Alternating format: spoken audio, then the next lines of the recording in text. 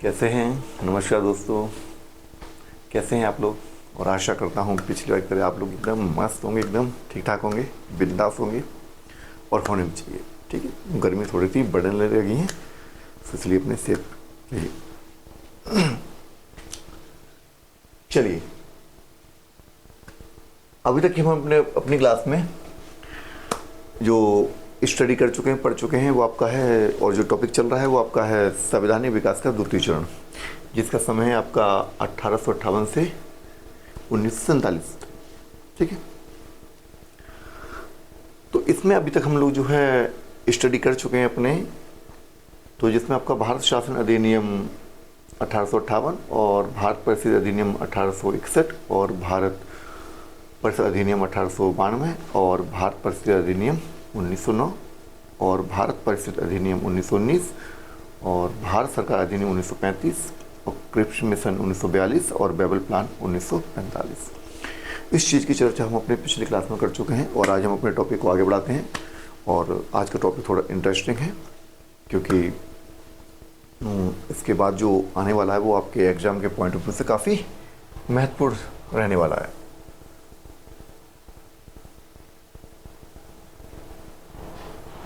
आज जो हमारा टॉपिक है वो है आपका कैबिनेट मिशन 1940 और साथ में हम पढ़ेंगे इसको डायरेक्ट एक्शन डे 16 अगस्त 1940 का, जो मुस्लिम लीग के द्वारा प्रायोजित था। और उसके साथ पढ़ेंगे हम जो है माउंटबेटन योजना 3 जून 1947 क्या है और भारत सरकार अधिनियम क्या है। तो स्टार्ट करते हैं हम अपनी क्लास कैबिनेट मिशन से, जो 1940 में भारत में आया था ब्रिटिश सरकार के द्वारा। तो इसको पढ़ने से पहले हम एक बात चर्चा करते हैं कि आखिर ये मिशन क्यों आया। तो ये तो जाहिर सी बात है, इससे पहले जो आपका क्रिप्स मिशन और बेबल प्लान जो आया था वो तो फेल हो ही चुका था, क्योंकि इसमें दोनों ही पार्टियों की कुछ सहमतियाँ कुछ असहमतियाँ रही थी, मुस्लिम लीग और कांग्रेस की। तो हम थोड़ा सा इसके बैकग्राउंड हिस्ट्री में चलते हैं और बात करते हैं अपने कैबिनेट जो है मिशन की।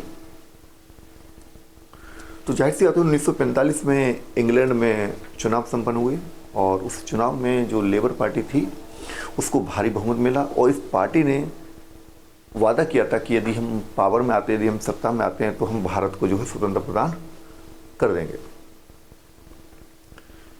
और अवश्य हम जो है क्या नाम है भारत को डोमिनियन जो स्टेटस का दर्जा देंगे।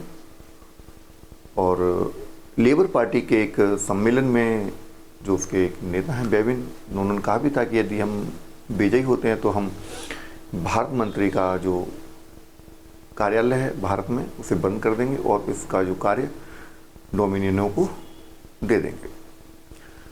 तो इसी घोषणा को मूर्त रूप देने के लिए जो है जो नए प्रधानमंत्री एटली आए थे, तो उन्होंने कुछ भारत के बारे में सोचा, उसी की हम जो चर्चा इसमें आज करेंगे। तो जो अच्छा भारत की जो तत्कालीन जो समस्याएं थी, जो भारतीय राजनीति में जो उठापटक चल रही थी, उसी उठापटक को देखने के लिए भारत में एक मिशन भेजा गया था जिसका नाम था आपका कैबिनेट मिशन। ठीक है, तो तत्कालीन जो भारतीय राजनीति में समस्याएं जो चल रही थी वो क्या क्या थी, तो उसमें हम उसमें देखेंगे कि जो आपका पंजाब है, संयुक्त प्रांत है, बिहार है, महाराष्ट्र है, इसमें किसान आंदोलनों काफ़ी जोर रहा था, काफ़ी तेज़ी से फैल रहा था।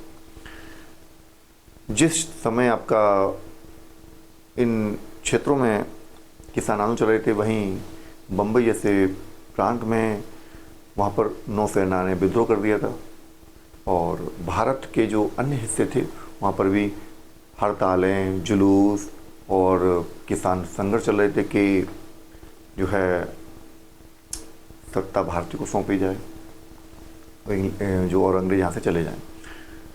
और इंग्लैंड में लेबर पार्टी के नेताओं ने एक उच्च स्तरीय मंत्रिमंडल का एक शिष्टमंडल तैयार करा जिसका नाम था कैबिनेट मिशन।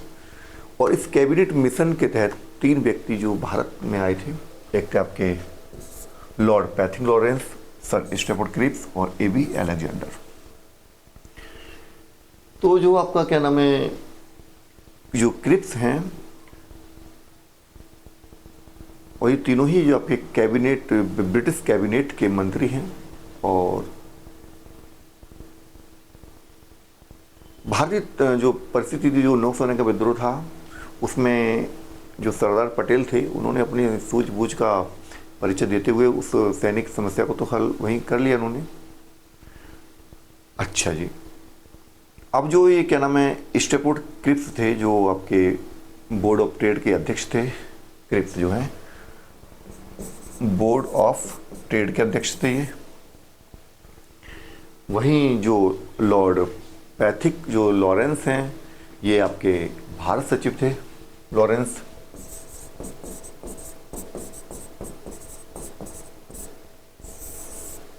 और एबी अलेक्जेंडर जो है एक तरह से आपके नौसैनिक अधिकारी थे, सॉरी अधिकारी, नौसैनिक मंत्री, माफ कीजिएगा, नौसेना मंत्री थे।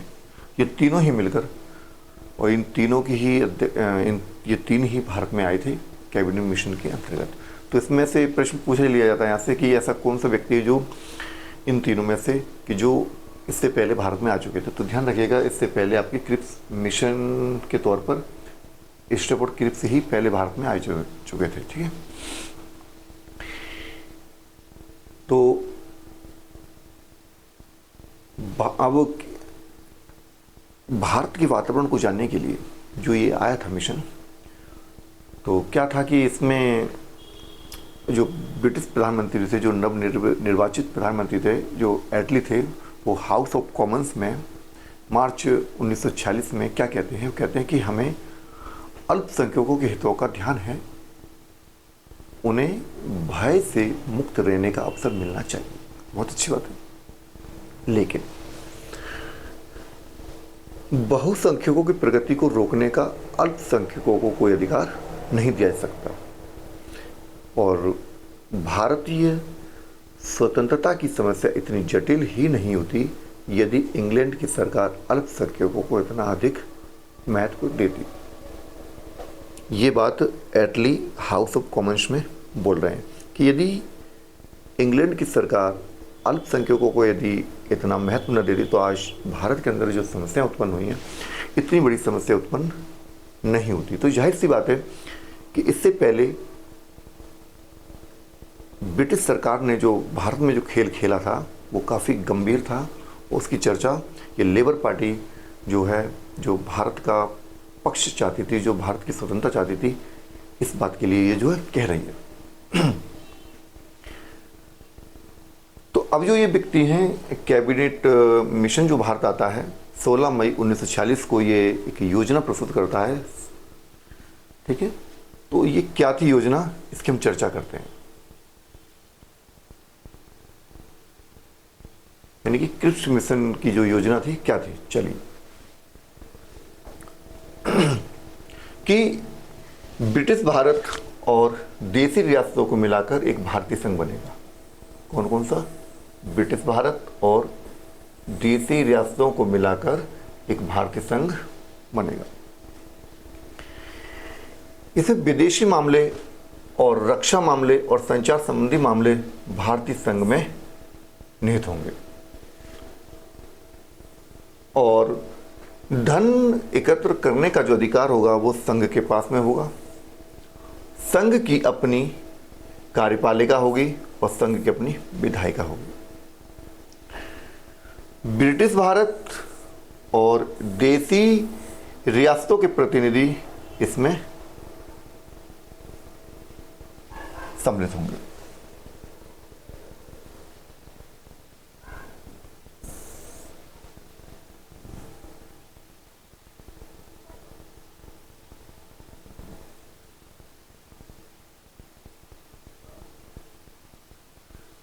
संघ के विषयों के अलावे बाकी विषय प्रांतों के पास होंगे और अवशिष्ट शक्तियां प्रांतों में निहित होंगी।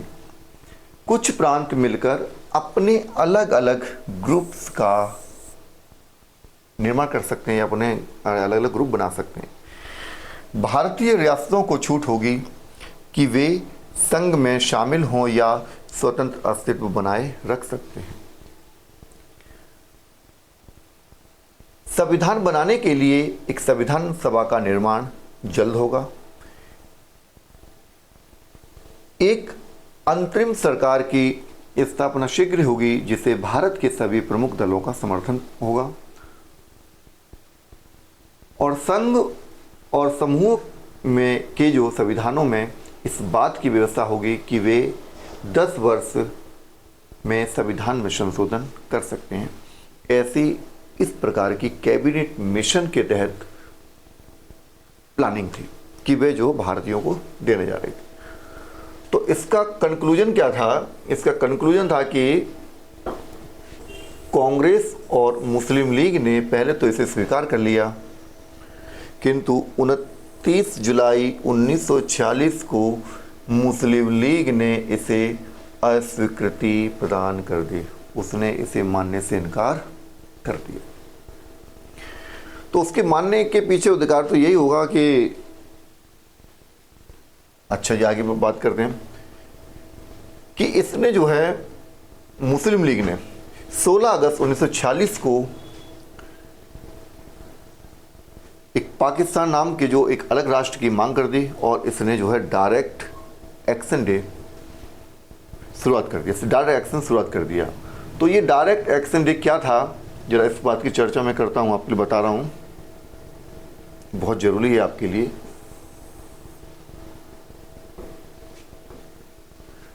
तो ये जो डायरेक्ट एक्शन डे है क्या है? तो इस डायरेक्ट एक्शन डे के तहत पूरे देश में एक भयानक दंगे शुरू होते हैं। पूरे देश में सांप्रदायिक माहौल जो है बहुत भड़क उठता है और जो सांप्रदायिक दंगे जो हैं उत्तर भारत के अन्य भागों में काफ़ी तेज़ी से फैला। इसमें आपका पूर्वी बंगाल और बिहार में जो है दंगों का मुख्य केंद्र था और पूर्वी बंगाल और बिहार में खूब दंगे हुए। और लेकिन इसमें जो दंगे का जो मुख्य केंद्र था वो था आपका नोआखाली। इस नोआखाली में जो करीबन मान के चलो 6000 लोग मारे गए और 20,000 लोग से अधिक इसमें घायल हो जाते हैं। तो ये डायरेक्ट क्या नाम है आपका माउंटबेटन योजना के तहत ये तो इसको भारत को डोमिनेशन बनाने का एक सपना दिखाया गया कि हम भारत को ये देने जा रहे हैं, किंतु जब इसे नहीं माना गया तो मुस्लिम लीग ने डायरेक्ट एक्शन की कार्रवाई जो है शुरुआत कर दी और उसे डायरेक्ट एक्शन की कार्रवाई में हमारा पूरा उत्तर भारत जो है झुलस हो गया और पूरी बंगाल और बिहार में अधिकतर इसमें दंगे फसाद होते रहे। और उसके बाद में फिर आपका जो माउंटबेटन प्लान जो है आपका स्टार्ट होता है। तो माउंटबेटन प्लान क्या है इसकी भी हम जो है चर्चा करेंगे। तो एक बात मैं यहाँ पर आपसे एक कोट करना चाहता हूँ, ज़रा उसको ध्यान से रखिएगा कि ये है आपकी आधुनिक भारत का इतिहास और दिल्ली यूनिवर्सिटी का है किताब। तो इसमें के जो आपके प्रोफेसर हैं प्रोफेसर राम लखन शुक्ल, उनकी किताब है। तो उसमें कुछ चीज़ों को मैं आपको कोड कर रहा हूँ, उस कोड के माध्यम से सुनिएगा, ज़रा देखें आप।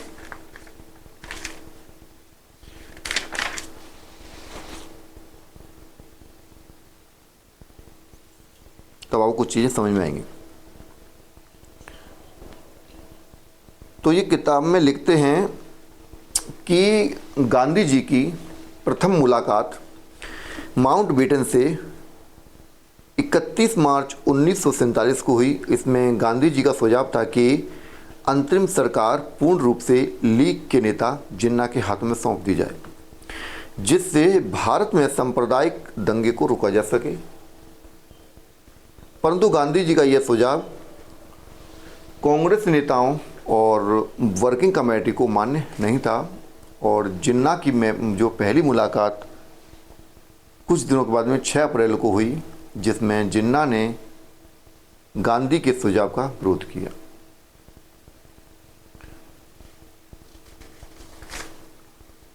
आगे एक बात और है, इसमें थोड़ी सी मैं कोट कर रहा हूँ कि हर बार जो है जब भारत और पाकिस्तान की डिवाइड की बात आती है तो सबसे पहले नेहरू को जिम्मेदार ठहराया जाता है कि नेहरू ने ही या गांधी जी ने ही के जो है देश का विभाजन करवाया। तो ये आपके हिस्ट्री के प्रोफेसर हैं राम लखन, इनकी किताब है, तो इनकी किताब है, देख लेना पढ़ के। तो 600 आपका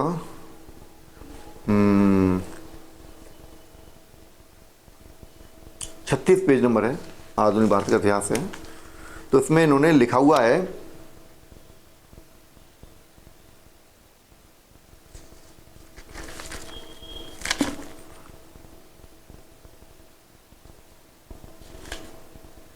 कि माउंटबेटन जब सबसे पूरा सलाह मशवरा करने के बाद और माउंटबेटन जो है इस निष्कर्ष पर पहुंचे कि भारतीय समस्या का एकमात्र समाधान देश का विभाजन और पाकिस्तान की स्थापना है। किताब है, मैं नहीं लिख रहा हूँ, यहाँ पर लिखा हुआ है पूरा, और लिखते हैं यहाँ पर कि माउंटबेटन ने बड़ी आसानी से सबसे पहले सरदार वल्लभ भाई पटेल को देश के बंटवारे के पक्ष में किया। तो सबसे पहले सरदार वल्लभ भाई पटेल को जो है माउंटबेटन ने समझा बुझाकर इन्हें मनाया कि आप देश के बंटवारे को एक्सेप्ट कीजिए और यही इस देश के पक्ष में। उसके बाद माउंटबेटन ने पंडित नेहरू जी को, जवाहरलाल नेहरू की तरफ ध्यान दिया। उन्होंने भी उन्हें जो है समझा बुझाकर नेहरू को बंटवारे के पक्ष में कर लिया। अच्छा, अबुल कलाम आज़ाद जो देश विभाजन के खिलाफ थे, अच्छा इनके शब्दों में ये अबुल कलाम आज़ाद जो है क्या कह रहे हैं कि मैं बंटवारे के खिलाफ रहा हूं और अब मैं भी हूं। बंटवारे के खिलाफ जितना मैं आज हूं उतना पहले कभी नहीं था, लेकिन मुझे यह देखकर अफसोस है कि नेहरू और पटेल ने हार मंजूर कर ली। अगर आप भी मंजूर कर लेते हैं तो मुझे डर है कि हिंदुस्तान का सर्वनाश हो जाएगा। गांधी जी कहते हैं यहाँ पर कि अगर कांग्रेस बंटवारा मंजूर करेगी तो उसे मेरी लाश के ऊपर करना पड़ेगा। जब तक मैं जिंदा हूं भारत के बंटवारे के लिए कभी राजी नहीं होऊंगा, और अगर मेरा बस चला तो कांग्रेस को भी इसे मंजूर करने की इजाज़त नहीं दूंगा। तो देखिए, इनमें से कोई भी व्यक्ति देश के बंटवारे के पक्ष में कतई नहीं था, और जब देश का बंटवारा हुआ तो एक लास्ट ऑप्शन था इस देश के लिए, इस देश के नेताओं के लिए। किसी भी व्यक्ति ने या किसी व्यक्ति को अच्छा नहीं लग रहा था कि देश का बंटवारा हो जाए, कि उसके घर का बंटवारा हो जाए, लेकिन अंतिम विकल्प के तौर पर इस देश का बंटवारा एक्सेप्ट किया गया है। और उसके बाद में क्या है कि 2 अप्रैल के दिन गांधी जी लॉर्ड माउंटबेटन से मिले और उन्होंने लॉर्ड माउंटबेटन को सुझाव दिया कि वो जिन्ना को मनाएं और जिन्ना से कहें कि सरकार बनाने दी जाए, यानी कि सरकार जो है जिन्ना के लीडरशिप में, और उन्हें अपने मंत्रिमंडल के सदस्यों को चुनाव करने दिया जाए। और ये सुझाव जो है माउंटबेटन को कुछ हद तक मंजूर था, परंतु यह सुझाव का ज़बरदस्त जो है विरोध नेहरू और पटेल दोनों ने किया था। चलिए, अब उसके बाद में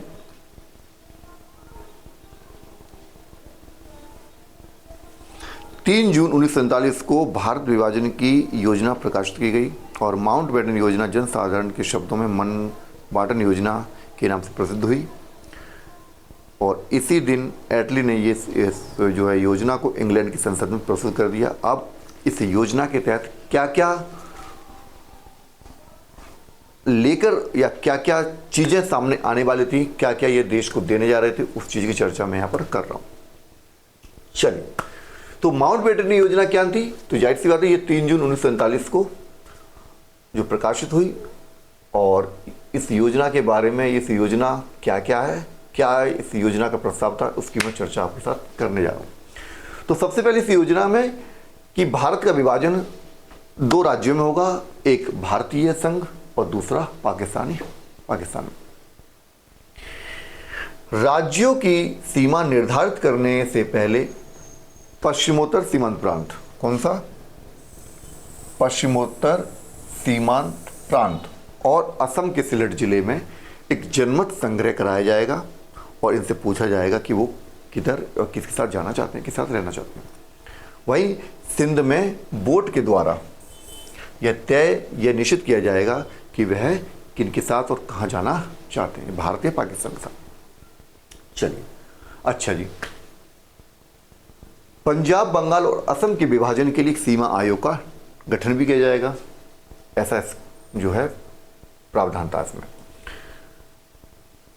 बंगाल और पंजाब में हिंदू तथा मुसलमान बहुसंख्यक जिलों के प्रांतीय विधानसभाओं के सदस्यों की अलग अलग बैठक हो, और इसमें कोई पक्ष प्रांत का विभाजन चाहे तो उस विभाजन को कर दिया जाएगा। ऐसी व्यवस्था थी इससे माउंटबेटन प्लान के। संविधान सभा को 2 भागों में बांट दिया जाएगा, एक भारत की संविधान सभा होगी और दूसरी एक पाकिस्तान की संविधान सभा होगी, जो दोनों ही अपने अपने देशों के लिए संविधान का निर्माण करेंगे, और दोनों को ही जो है डोमिनेट स्टेट का दर्जा प्राप्त होगा। और अगर हम कंक्लूजन की बात करें तो इसे कांग्रेस और मुस्लिम लीग दोनों ने स्वीकार कर लिया, और देश का विभाजन निश्चित हो गया कि देश का विभाजन अब होना तय है।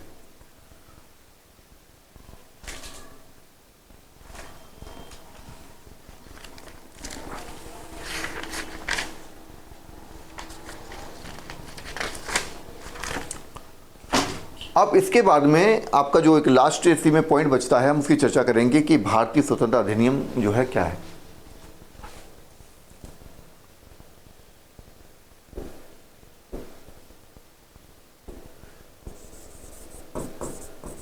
भारत स्वतंत्रता अधिनियम 1947 क्या है, इस टॉपिक पे हम लोग इस पर चर्चा करेंगे कि आखिर क्या कहता है भारत स्वतंत्रता अधिनियम। तो इस अधिनियम के तहत भारत को जो है